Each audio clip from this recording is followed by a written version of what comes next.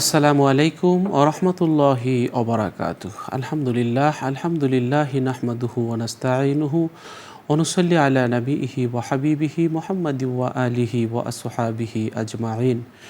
সুপ্রিয় দর্শক শ্রোতা, অনেক অনেক প্রীতি ও শুভেচ্ছা জানিয়ে শুরু করছি আজকের অনুষ্ঠান। আশা করছি সকলে ভালো আছেন, সুস্থ আছেন, নিরাপদে আছেন। দর্শক, আজ আমরা একটি চমৎকার বিষয় নিয়ে আলোচনা করব, আর এই বিষয়টি নিয়ে আলোচনা করতে আমাদের স্টুডিওতে উপস্থিত হয়েছেন একজন বিশিষ্ট ইসলামী চিন্তাবিদ। আজ আমাদের মাঝে আছেন বিশিষ্ট একজন খতিব, ইসলামী চিন্তাবিদ মাওলানা কাজী মারুফ বিল্লাহ। আসসালামু আলাইকুম ওয়া রাহমাতুল্লাহি ওয়া বারাকাতুহু। ওয়ালাইকুম আসসালাম ওয়া রাহমাতুল্লাহি ওয়া বারাকাতুহু। মোহতারাম, কেমন আছেন আপনি? জি আলহামদুলিল্লাহ, আপনি ভালো আছেন? আলহামদুলিল্লাহ, ভালো আছি। দর্শক, আজ আমরা যে বিষয়টি নিয়ে আলোচনা করব সেটি হচ্ছে মানব কল্যাণে ইসলামী শাসন। চমৎকার একটি বিষয়।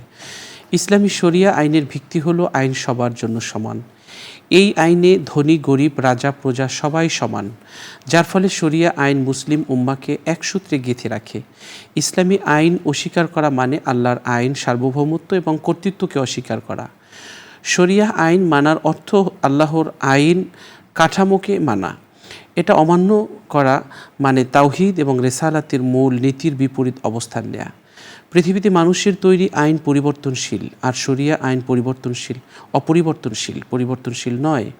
শরিয়া আইন আল্লাহর প্রদত্ত আইন, মানুষের হাত দেওয়ার ক্ষমতা এখানে নেই। আর পশ্চিমা আইন তথা মানুষের তৈরি আইনে উকিল কেনা যায়, নানান ধরনের সুযোগ সুবিধা নেওয়া যায়, কিন্তু আল্লাহর আইনে এখানে সবাই সমানভাবে বিচার পাবে এবং অধিকার ভোগ করবে সবাই সমানভাবে। তো এই যে আইন, এই আল্লাহর যে ইসলামী যে শাসন, এই ইসলামী শাসনের মধ্যে রয়েছে আমাদের জন্য কল্যাণ। আর ইসলামী শাসন আমরা অনেক সময় বুঝতে পারি না, না বোঝার কারণে দেখা যায় যে আমরা এই কল্যাণ থেকে অনেক সময় আমরা বঞ্চিত হই এবং অনুপ্রেরণা, উৎসাহ আমরা হারিয়ে ফেলি। এজন্য ইসলামী আইন সম্পর্কে, শরিয়া আইন সম্পর্কে আমাদের একটু জানা দরকার, এবং জেনে রাখলে আমরা ইনশাল্লাহ এর সৌন্দর্য এবং এর যে উপকারিতা আমরা বুঝতে পারবো। আল্লাহ বলেছেন, আমি তোমাদের প্রত্যেকের জন্যে জীবন বিধান এবং সুস্পষ্ট জীবনযাপন প্রণালী নির্ধারণ করে দিয়েছি। স্থান, কাল, বর্ণ, গোত্র নির্বিশেষে সব মানুষের জন্য এই জীবন বিধান এবং সুস্পষ্ট জীবন প্রণালী অনুসরণ করা বাধ্যতামূলক করেছেন আল্লাহ তাআলা বলেছেন, তিনি তোমাদের জন্য সেই কিতাব শরিয়াত দিয়েছেন যা নূহ আলাইহিস সালামকে, এবং একই কিতাব শরিয়াত আমি ইব্রাহিম এবং মূসা এবং ঈসা আলাইহিস সালামকে দিয়েছিলাম। বলেছিলাম, তোমরা দিন কায়েম করো, এ নিয়ে মতবিরোধ করো না।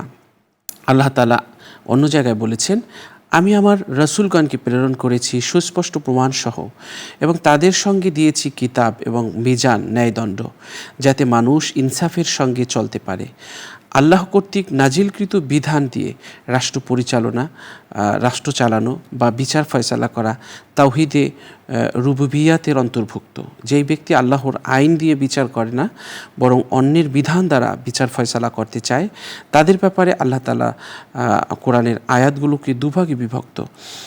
প্রথম প্রকারের আয়াতে তাদের ঈমানহীন মুনাফিক, দ্বিতীয় প্রকারের আয়াতে কাফির, জালেম এবং ফাসিক বলা হয়েছে।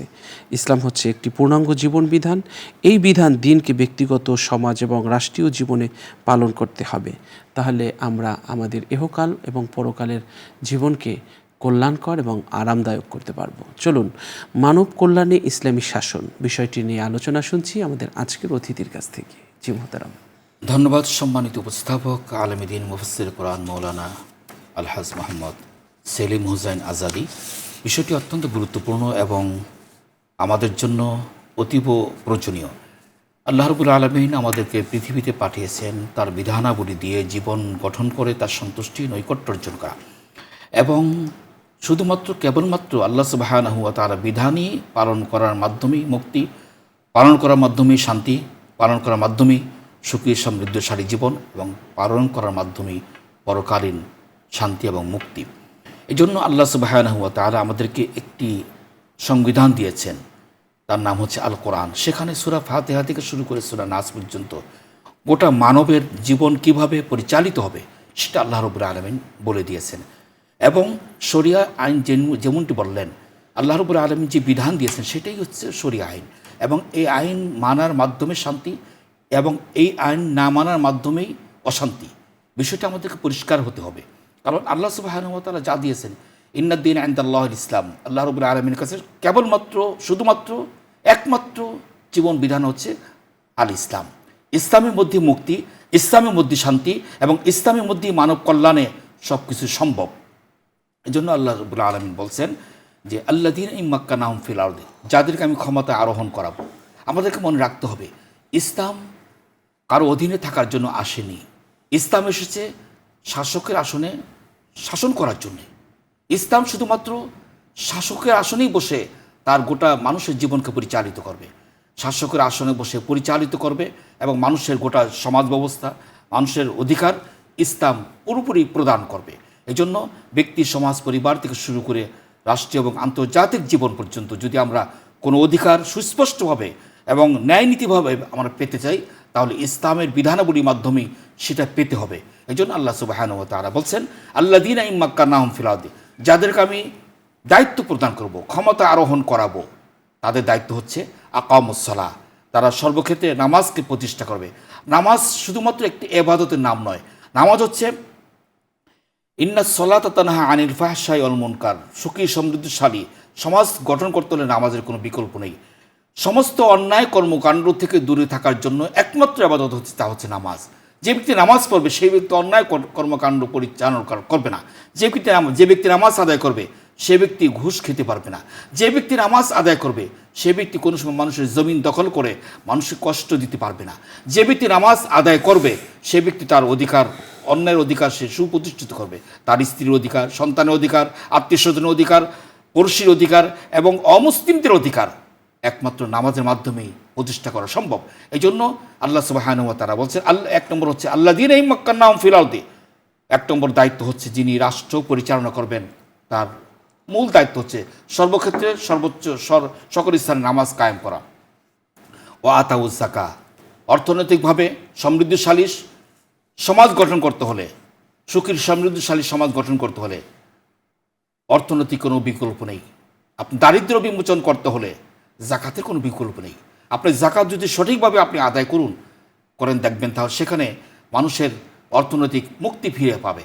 যাকাত সঠিকভাবে আদায় হচ্ছে না বিধায় মানুষ ঠুনকো সামান্য একটা লুঙ্গি, আপনার একটা শাড়ি দিয়ে তার হক আদায় করেছে বলে নিজেকে মনে করে কি না। আল্লাহ সুবহানাহু ওয়া তাআলা বলছেন অফি আনফুসিহিম আফালা তুবসিরুন, আল্লাহ সুবহানাহু ওয়া তাআলা বলছেন অফি আমওয়ালিহিম হাক্কুল লিসাইল আল মাহরুম, তোমার অধিকার, তোমার সম্পদের মধ্যে অনাথ, মিসকিন এবং সাহায্য প্রার্থীদের অধিকার রয়েছে, সেগুলো তুমি বের করে দাও। তাহলে সমাজকে দারিদ্র্য বিমোচন করতে হলে, দারিদ্র্য মুক্ত করতে হলে তাহলে যাকাত আদায় করতে হবে। যাকাতে আদায় করার মাধ্যমেই অর্থনৈতিক মুক্তি, অর্থনৈতিক গ্যারান্টি। 3 নম্বর হচ্ছে ওয়া আমারু বিল মারুফ, সৎ কাজের আদেশ প্রদান করবে। যত সৎ ভালো কাজ আছে, যেমনটা আপনি বলছিলেন যে মানব কল্যাণ সাধন করা, ইসলাম কি বলে? আল মুসলিম আখুল মুসলিম, একজন মুসলমান আরেক মুসলমানের ভাই। লা ইয়াজলিমুহু, কেউ কারো প্রতি জুলুম করতে পারবে না। ওয়ালা ইসলিমুহু, কেউ কারো নিরাপত্তার বিধান প্রদান করবে, অনিরাপদ পরিবেশ সৃষ্টি করতে পারবে না।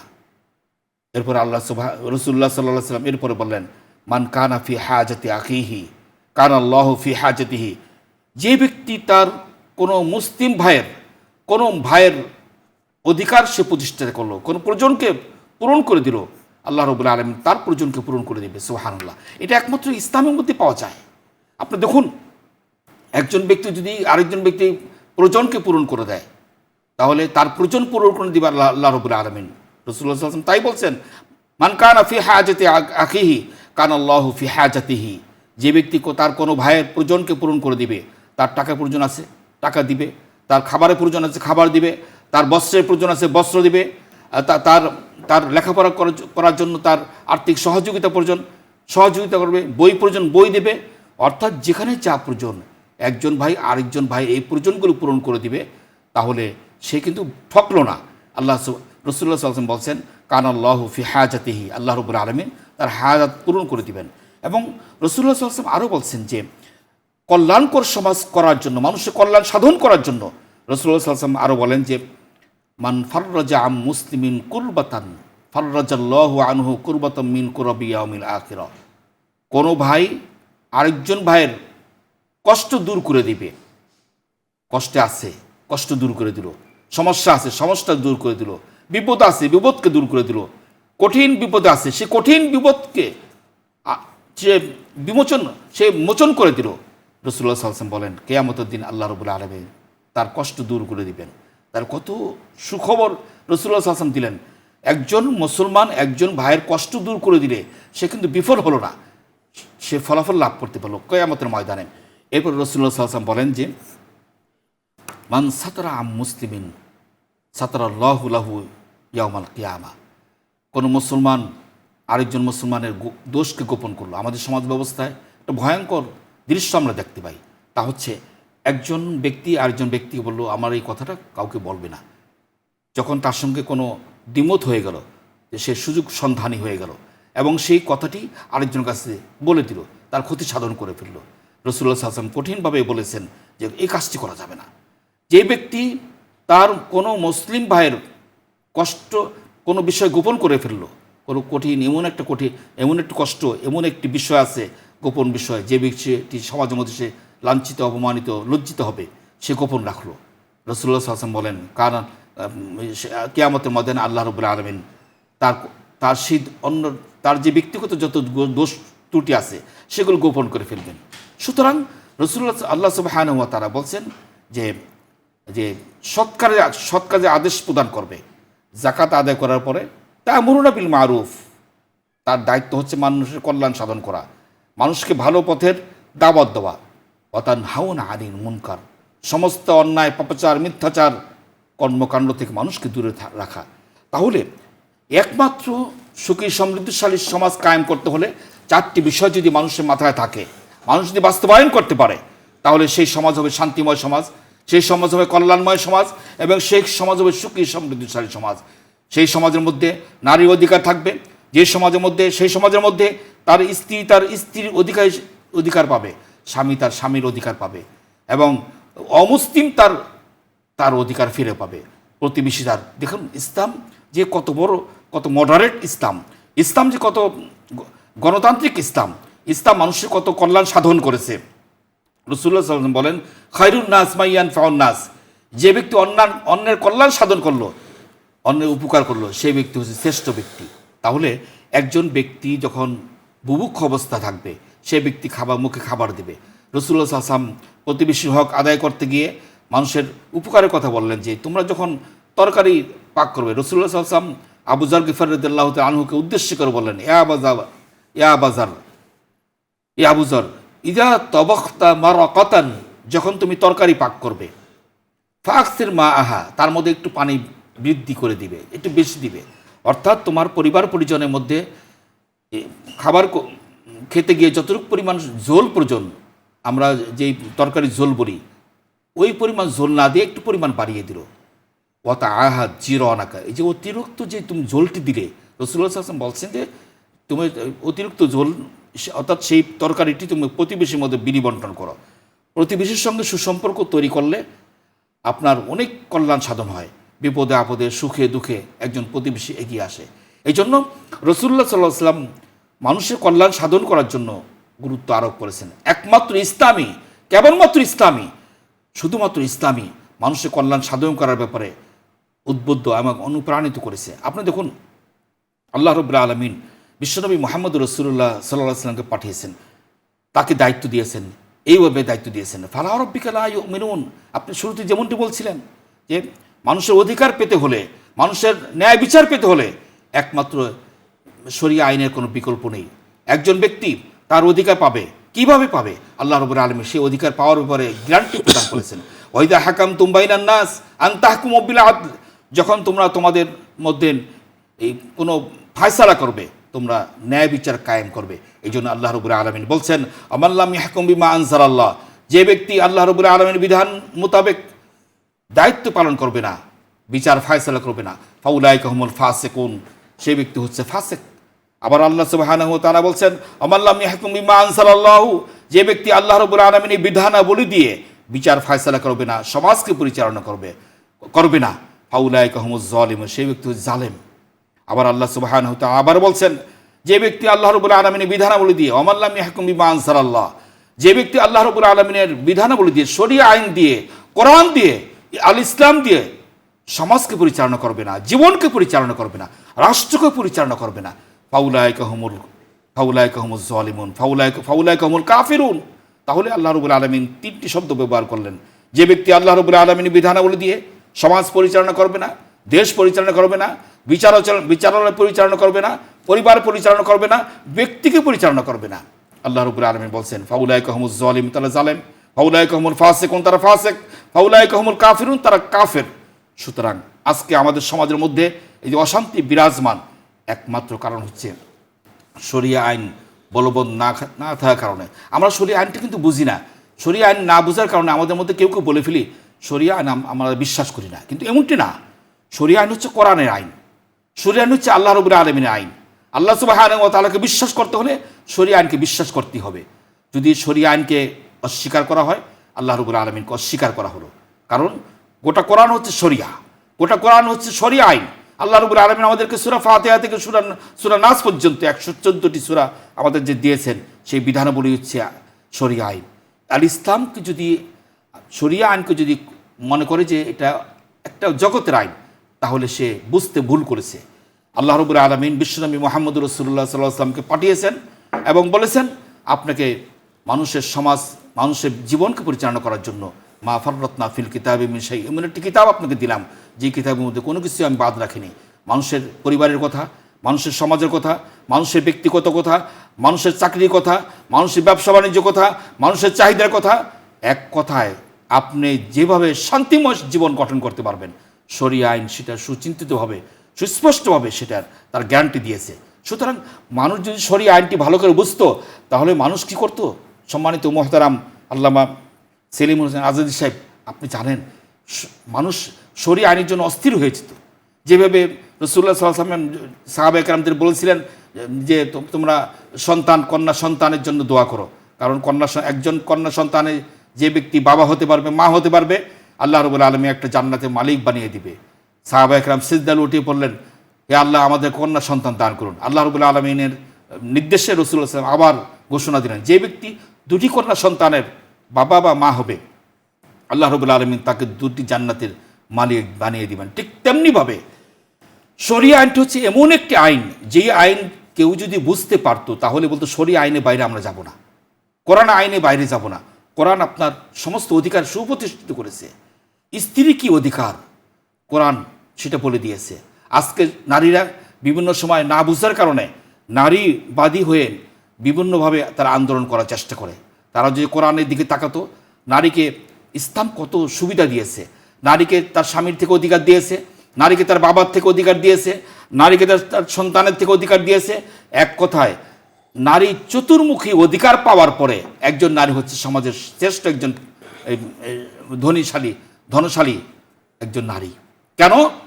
সে শরিয়া আইনের প্রাপ্যটি সে পুরোপুরি পেয়েছে। শরিয়া আইন না মানার কারণে, কোরআনে আইন না মানার কারণে সে অনিসম বঞ্চিত হয়ে যায়। আল্লাহ সুবহানাহু ওয়া তাআলা পর্দার বিধান কেন দিলেন?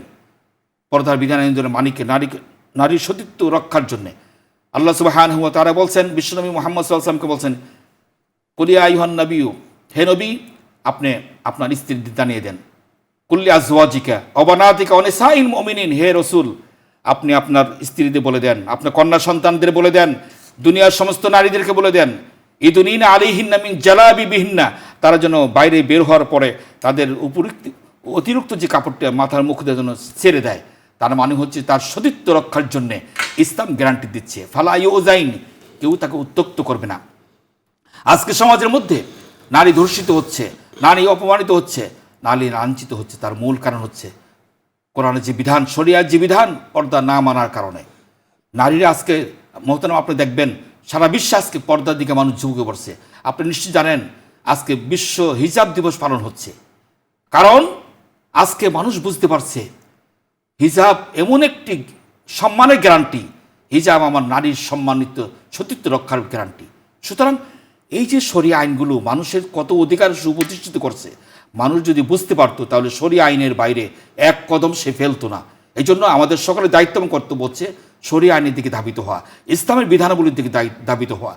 এই জন্য আল্লাহ রাব্বুল আলামিন আমাদের বলে দিয়েছেন যে আল্লাযীনা ইম্মাক্কান্নাহুম ফিল আরদি, তোমরা চেষ্টা করবে তোমাদের এই কোরআনের বিধানগুলো রাষ্ট্রীয়ভাবে কায়েম করার জন্য। আজকে যদি রাষ্ট্রীয় থেকে বলা হতো যে এই নামাজের সময় সকলকে দোকান বন্ধ রাখতে হবে, ব্যবসা প্রতিষ্ঠান চাকরি বাকরি সব অফ রাখতে হবে, নামাজ পড়বে, এরপরে যার যার কর্ম ফিরে যাবে, তাহলে এই সকলে কিন্তু এই আদেশ মানত, রাষ্ট্রীয়ভাবে এই আদেশ মানতে বাধ্য করত। আর আমরা যখন এই যে টেলিভিশন চ্যানেলে যখন বলি যার ইচ্ছা, যাকে আল্লাহ রাব্বুল আলামিন হেদায়েত দিবে সে পালন করবে, যাকে হেদায়েত দিবে না সে পালন করবে না, সে মুখ অন্যদিকে ফিরে চলে যাবে। ইসলাম এই জন্য আল্লাহ সুবহানাহু ওয়া তাআলা বলছেন, ইসলামকে প্রতিষ্ঠিত করার জন্য রাষ্ট্রীয়ভাবে আল্লাহ সুবহানাহু ওয়া তাআলা বিশ্বনবী মুহাম্মদ সাল্লাল্লাহু আলাইহি ওয়াসাল্লামকে দায়িত্ব দিয়েছেন। রাসূলুল্লাহ সাল্লাল্লাহু আলাইহি ওয়াসাল্লাম মক্কা থেকে হিজরত করে মদিনায় গেলেন, মদিনায় গিয়ে তিনি রাষ্ট্রের প্রধান হলেন এবং সেখানে গিয়ে তিনি চার্টার অফ মদিনা সনদের আলোকে তিনি রাষ্ট্রের প্রধান হলেন এবং সেই রাষ্ট্রের প্রধানের আলোকে বিভিন্ন জায়গায় তিনি দাওয়াত দেওয়া শুরু করলেন এবং ইনসাফের দাওয়াত দিলেন, ন্যায়ের দাওয়াত দিলেন, মানুষের অধিকারের দাওয়াত দিলেন, নারী অধিকারের দাওয়াত দিলেন, অমুসলিমের অধিকারের দাওয়াত দিলেন, ইহুদি খ্রিস্টানদের কী অধিকার সেই দাওয়াত দিলেন। এক কথায় তিনি যখন রাষ্ট্রের দায়িত্ব গ্রহণ করলেন, সকলের দায়িত্বগুলো, সকলের অধিকারগুলো পালন করতে তার সুবিধা হলো, কারণ তিনি এখন রাষ্ট্রের প্রধান। এই জন্য ইসলামকে, কোরআনকে, রাসূলুল্লাহ সাল্লাল্লাহু আলাইহি ওয়াসাল্লাম আদর্শকে, আল্লাহ রাব্বুল আলামিন বিধানকে যদি রাষ্ট্রীয়ভাবে যদি পালন করা হয় তাহলে সেটা কার্যকারিতা অনেক বেড়ে যায়। এই জন্য আমরা সকলকে অনুরোধ করব রাষ্ট্রীয়ভাবে যেন আল্লাহ সুবহানাহু ওয়া তাআলার বিধানগুলো পালন করার ক্ষেত্রে গুরুত্ব আরোপ করা হয়। কারণ আমরা দুনিয়ার থেকে ওই জগতে চলে যাব, সেই জগতে গেলে কিন্তু আল্লাহ সুবহানাহু ওয়া তাআলা জিজ্ঞেস করবেন তোমার বিধান কোন বিধান দিয়ে তুমি পরিচালিত হয়েছ। আপনি দেখুন মহতারাম, আপনি জানেন আমরা যখন এই জগৎ থেকে, এই দুনিয়ার জগৎ থেকে পরজগতে যখন প্রথম স্টেপে আমরা যাব, ফেরেশতা জিজ্ঞেস করবে, ইয়াতিহি মালাকানে, দুইজন ফেরেশতা আমার কাছে আসবে, ফাইজ লিসানি আমাকে বসাবে, তারপর আমাকে জিজ্ঞেস করবে ফায়াকুলানে লাহু মার রব্বুক, তোমার রবকে, তোমার প্রতিপালককে। তার মানে হচ্ছে রব যে আল্লাহ রাব্বুল আলামিনের বিধানগুলো দিয়ে জীবন পরিচালনা করেছে, সে বলতে পারবে রব্বি আল্লাহ, আমার রব আল্লাহ। অর্থাৎ মানব কল্যাণে ইসলামী শাসন যে ভূমিকা রাখে সেটা আসলে অন্যভাবে সেই সুবিধাটা পাওয়া যায় না। আর ইসলামী শাসনটা মূলত মানব কল্যাণের জন্যেই আল্লাহ তাআলা দিয়েছেন। অনেক অনেক ধন্যবাদ মোহতারাম, চমৎকার আলোচনা করেছেন। দর্শক, জনকল্যাণমুখী প্রশাসন করতে হলে আসলে ইসলামী শাসনের খুব প্রয়োজন। খলিফা উমর রাদিয়াল্লাহু তাআলা আনহু এর আমলের আদর্শ অনুসরণ করে ইসলামী শাসন ব্যবস্থা বাইতুল মাল বা রাষ্ট্রীয় কোষাগারের মাধ্যমে দরিদ্র, এতিম, বিধবা এবং অক্ষম নাগরিকদের ভরণ পোষণের দায়িত্ব নেওয়া হয়। মৌলিক অধিকার নিশ্চিত হয় এই শরিয়া আইনের মাধ্যমে, ইসলামী শাসনের মাধ্যমে। মানুষের জান, মাল, সম্মান, বুদ্ধি এবং ধর্ম, এই পাঁচটি মৌলিক বিষয়ের সুরক্ষা ইসলামী শাসনের অপরিহার্য অংশ। অর্থনৈতিক যে সমতা সেটা ইসলামী শাসনের মাধ্যমে হয়। সুদভিত্তিক অর্থনীতি নিষিদ্ধ করে জাকাত এবং উসর এর মাধ্যমে সম্পদ কুক্ষিগত হওয়া রোধ করা হয় এবং সম্পদ সমাজের দরিদ্র শ্রেণীর মধ্যে ছড়িয়ে দেওয়ার ব্যবস্থা করা হয় এই ইসলামী আইনের মাধ্যমে। সুশাসন এবং জবাবদিহিতা প্রতিষ্ঠিত হয় ইসলামী শাসনের মাধ্যমে। শাসক খলিফা আল্লাহর কাছে এবং জনগণের কাছে তাদের কাজের জন্য দায়বদ্ধ থাকেন। পরামর্শ বা শুরা পদ্ধতির মাধ্যমে রাষ্ট্র পরিচালিত হয়। সামাজিক নিরাপত্তা, অসহায় এবং দুস্থদের সহায়তা, প্রতিবেশীর অধিকার নিশ্চিত করা এবং সমাজের দুর্বল শ্রেণীর কল্যাণে বিশেষ গুরুত্ব দেওয়া হয় এই ইসলামী শাসনের মাধ্যমে।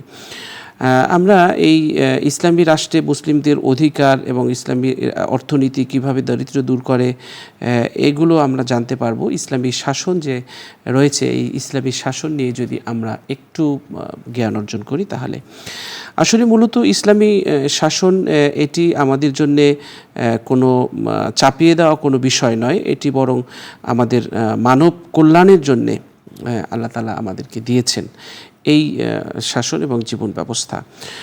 সুতরাং আমরা ইসলামী যে শাসন এটা আমাদের কল্যাণের জন্যে, আমাদের কল্যাণকর একটি বিষয় হিসেবেই আমরা দেখব ইনশাআল্লাহ।